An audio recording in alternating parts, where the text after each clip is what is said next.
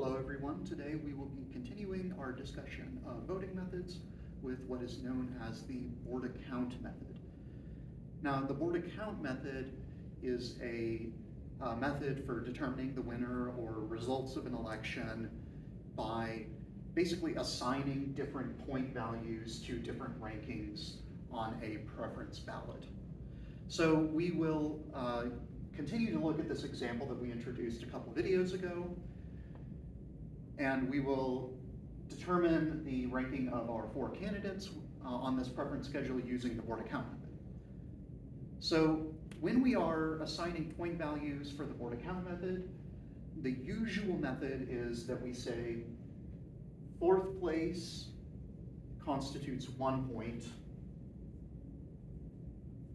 and then we add 1 point for every spot going up. So 3rd place in this case would be 2 points, 2nd would be 3 points, and 1st would be 4 points. So this is the most common method, where basically if you have in different rankings, the 1st place is worth in points all the way down to 1 point for last place. There are other different point systems for the Borda count method that are possible. We would call this a modified Borda count, basically.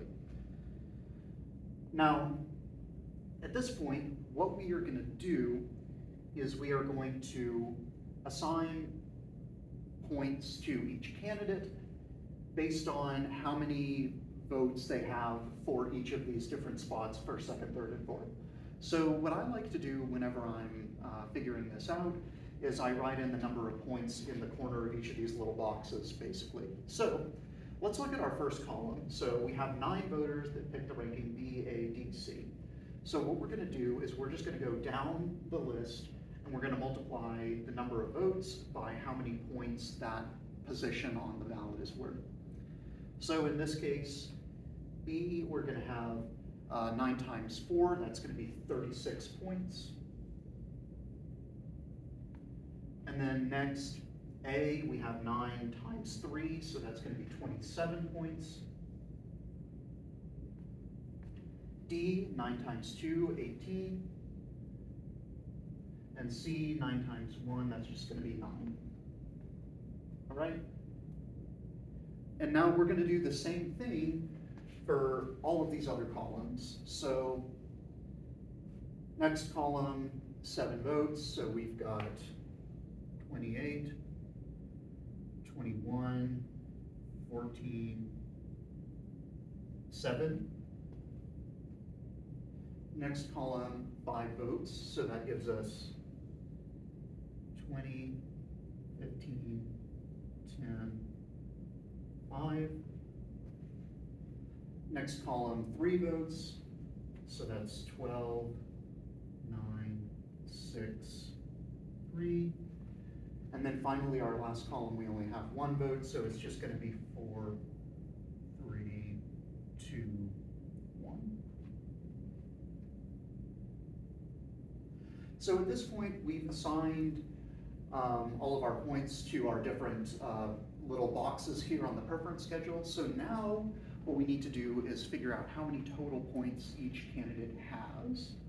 So we will start with A. And what you can basically do when you're figuring this out is you can just figure out where A is in all these different columns and how many points they have from that column. So A, we have 27 points here, 28, 15, 3, and 4. So if we add all of these up, we get 77 points.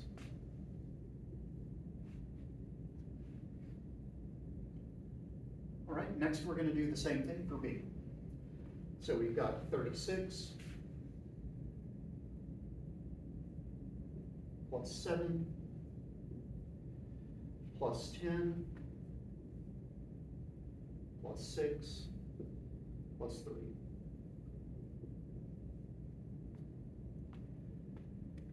So if we add all of these up, we get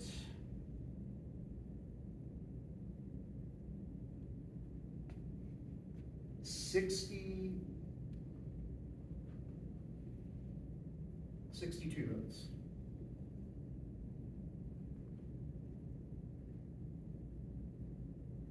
All right, same thing for C. We've got 9 plus 21 plus 5 plus 12 plus 2. So if we add all of that up, we get 49 votes, or 49 points rather. And then last we have D. We've got 18 plus 14 plus 20 plus 9 plus 1.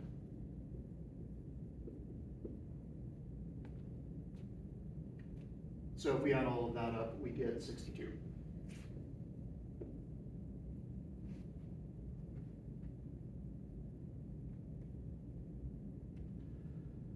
All right, now, at this point, we can go ahead and determine what our overall ranking of the candidates is going to be. So at this point, we basically just rank the candidates based on how many total points they have. So in this case, A has the most total points at 77. B and D are tied next, so we can call that a tie for second place. So that means we don't have a third place. And then in fourth, we have C with only 49 points. The Borda count method is good for picking what you might say is a compromise candidate. So in this case, A does not have the most first place votes total, but A still wins because it's sort of, you could say, typical spot on the preference ballot is the best, basically, of the 4 candidates. So thank you for watching, and if you have questions, of course, feel free to let me know.